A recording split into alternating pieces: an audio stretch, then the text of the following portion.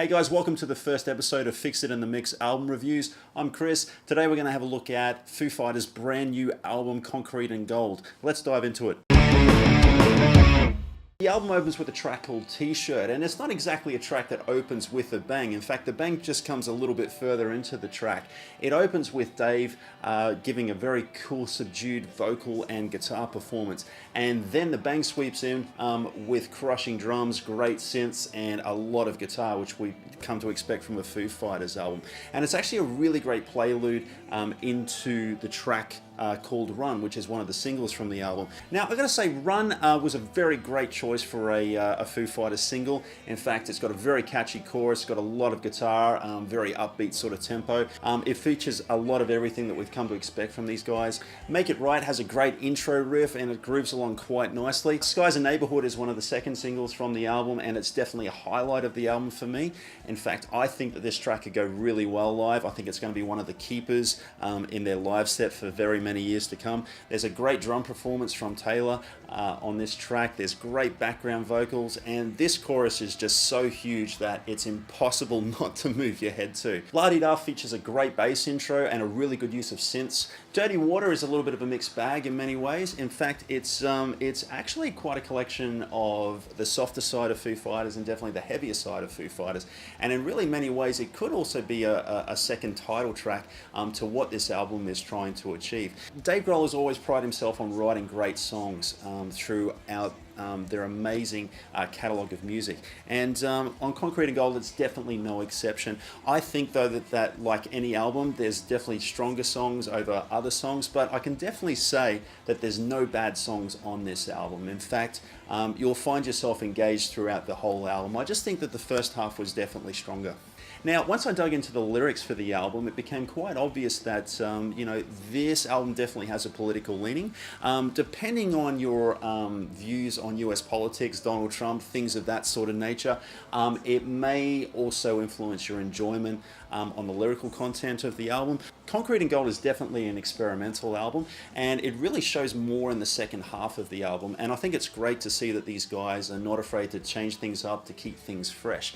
Great examples of that are the piano outro on Sunday Rain, which I think is absolutely fantastic, and also even if you take into account the title track Concrete and Gold, it has a really cool psychedelic feel, which I really enjoyed as well. So it's definitely experimentation going on in this album, but it's definitely kept within check. These guys still sound like the band. It's just a very fresh, invigorated take on who they are, and I think for the most part the experimentation really works on this album. And it's definitely no secret that Dave has mentioned in several interviews that he was looking to change things up on this album.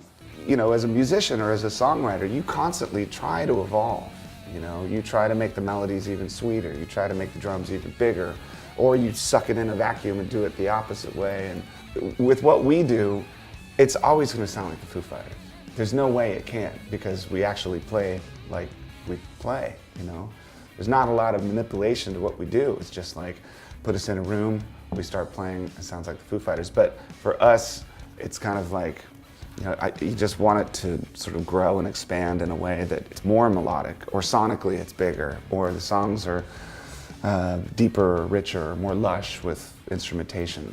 And in fact, the band used a whole variety of different gear that they wouldn't normally use. So particular guitar effects that were going in, use of phases and flanges, certain overdrive pedals, certain amp configurations, certain guitars, things like that. What I was very impressed with this album is the fact that despite all this new gear that these guys were using on the album, the band do not sound awkward in the slightest. In fact, this is a very tight band, and on Concrete and Gold, it really showcases how well these guys play together. I was very impressed with Rami Jaffe's, or Rami Jaffe's, depending on how you pronounce his name.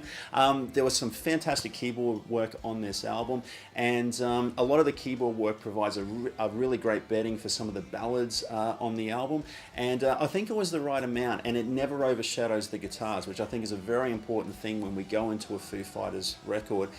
We tend to expect a lot of guitar in there. Taylor Hawkins, once again providing great drum work, but also really great vocal performance on the track Sunday Rain, so definitely check that one out. I think Dave's voice has held up fairly decently over the years. There's a pretty good vocal performance on this album. I think what he's been in danger of doing the last few albums is delivering more of a screaming vocal performance, but here he definitely brings that screaming vocal performance in, but there's also a really good balance of him using a more subdued vocal performance, a more softer side to his voice, and that's really cool to hear because you know, we haven't heard a lot of that for quite a few years, and you know, it really works on this album because there's a really good balance of more rockier tracks, more ballad tracks, more experimentation. Also cool to note, there's been some guest appearances on the album, including Justin Timberlake and also Paul McCartney. Paul McCartney actually provides a really cool drum track on Sunday Rain. Now, Greg Kurstin produced this album, and he was definitely an interesting choice. He hasn't done a lot of rock in his resume. He's produced a lot of acts like Adele, Kelly Clarkson, Pink, those sort of artists, and he's definitely knocked it out of the park in terms of pop.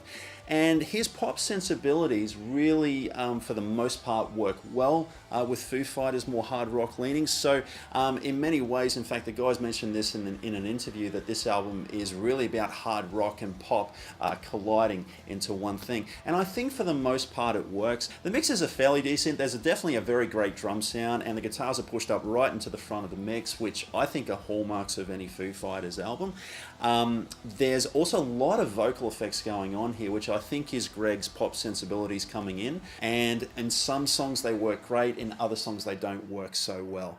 Now that's really comes down to one of the minor complaints I have about the album, is that I don't think the heavy use of vocal effects works on all of the tracks. I feel on some songs like The Line, for example, I find that the vocal effects are a little too wet here, and at times during the chorus I actually found it difficult trying to understand what Dave was singing lyrically. The mastering on this album definitely leads itself to a modern view of mastering, and does lead itself more into the loudness wars and what we've been dealing with for the past 10-15 years in a lot of music.